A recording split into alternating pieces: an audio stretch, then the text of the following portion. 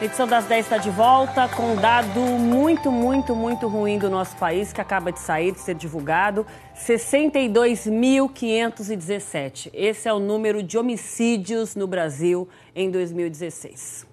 Esse dado está no relatório, no Atlas da Violência 2018, que é uma parceria do Fórum Brasileiro de Segurança Pública com o Instituto de Pesquisa Econômica Aplicada. Pois é, de acordo com esse estudo, o Brasil alcançou uma marca histórica em 11 anos de levantamento. O repórter Renan Fiuza tem outros dados para a gente desse levantamento. Ô, Renan, essa foi a primeira vez que o país superou a marca de 30 mortes por 100 mil habitantes, né? Bom dia.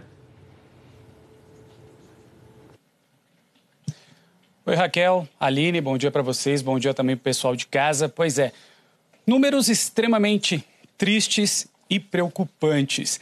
Desde a década de 80, o Brasil não apresentava uma taxa de homicídio tão alta. Como vocês bem disseram, mais de 30 mortes para cada 100 mil habitantes. Se a gente for fazer uma comparação com a Europa, esse número aqui do Brasil é 30 vezes maior. E sabe o que é pior de tudo isso? Que os jovens, os nossos jovens, são as maiores vítimas dessa violência.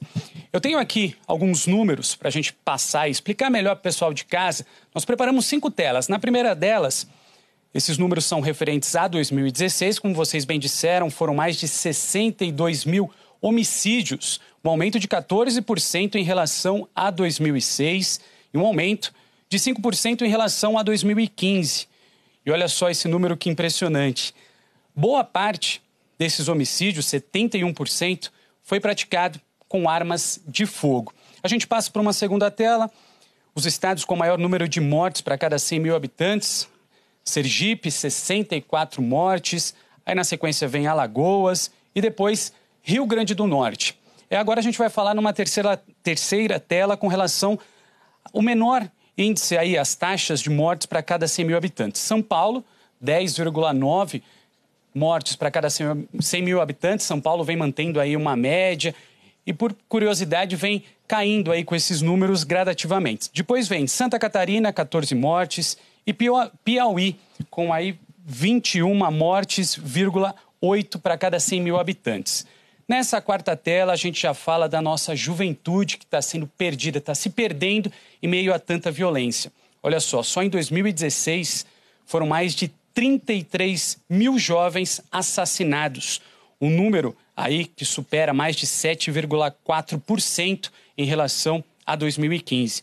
E na última tela, para a gente fechar, os estados onde os jovens estão morrendo mais, estão sendo assassinados. Sergipe, mais uma vez, liderando aí 142 mortes. Rio Grande do Norte, com 125. E depois, Alagoas. Para falar mais sobre esse detalhe, a gente conversa agora com o Renato Sérgio de Lima, que é presidente do Fórum Brasileiro de Segurança Pública, que participou de toda essa pesquisa, está por dentro de todo esse assunto. Renato, um bom dia para o senhor, para a gente começar aí a nossa entrevista. Números extremamente preocupantes, taxas elevadíssimas de homicídio. O que fazer para diminuir esses números? Mais uma vez, bom dia.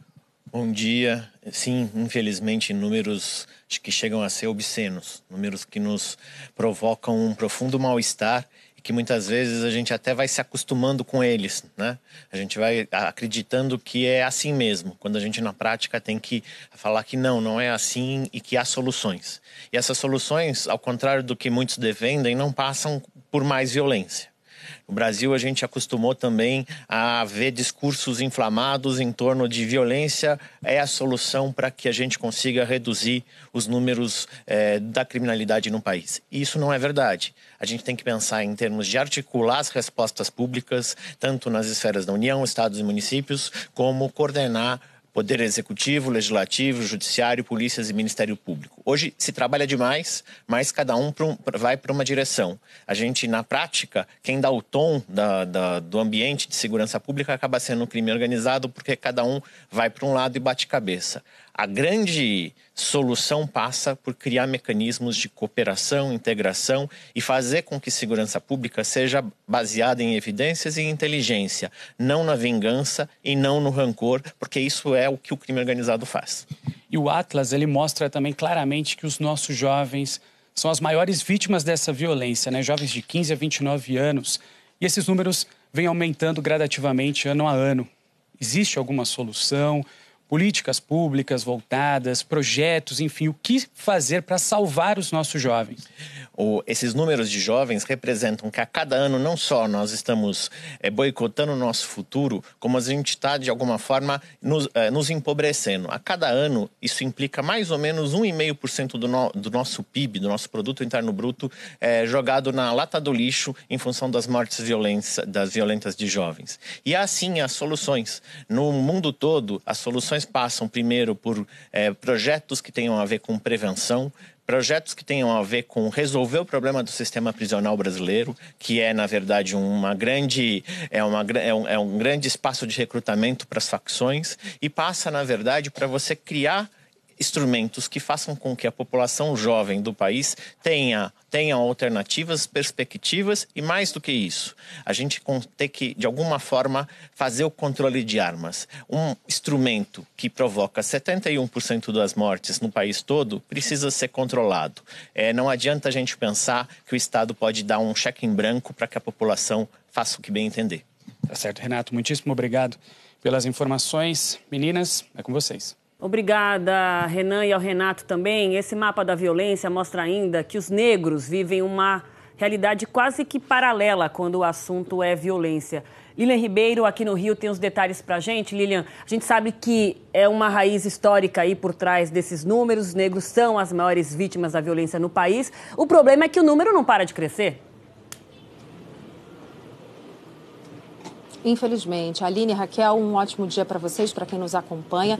O que o Atlas mostra, e os pesquisadores dizem isso, que olhando para os dados da violência, é como se brancos e negros vivessem em países diferentes, mesmo vivendo no Brasil. Vamos a alguns dados aí sobre essa situação. Em 2016, a taxa de homicídios de negros no Brasil foi de cerca de 40 mortes para cada 100 mil habitantes, e a de não negros, nesse grupo, brancos, amarelos e indígenas, de 16 mortes. Em 10 anos, entre 2006 e 2016, a taxa de homicídios de negros cresceu cerca de 23%. No mesmo período, a taxa entre os não negros teve uma redução de 6,8%. E as maiores taxas de homicídios de negros foram registradas em Sergipe, no Rio Grande do Norte e em Alagoas, que teve a terceira maior taxa de homicídios de negros e, ao mesmo tempo, a menor taxa de homicídios de não negros no Brasil, mais um sintoma da desigualdade. Uma boa notícia: em 9 estados, as taxas de homicídios de negros caíram entre 2006 e 2016 e as maiores reduções aconteceram em São Paulo, Rio e Espírito Santo.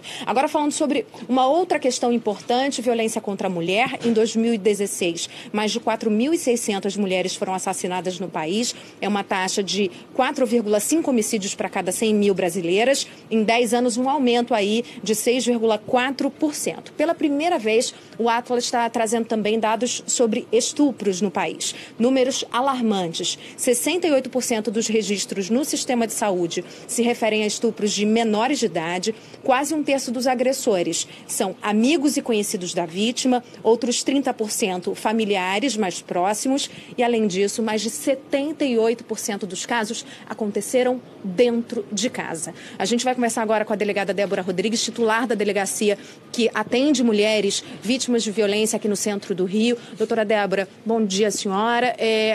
Esses dados correspondem ao que vocês veem aqui no dia a dia, no atendimento a essas vítimas? Corresponde, sim. Na verdade, a violência contra o homem, ela é praticada nas ruas.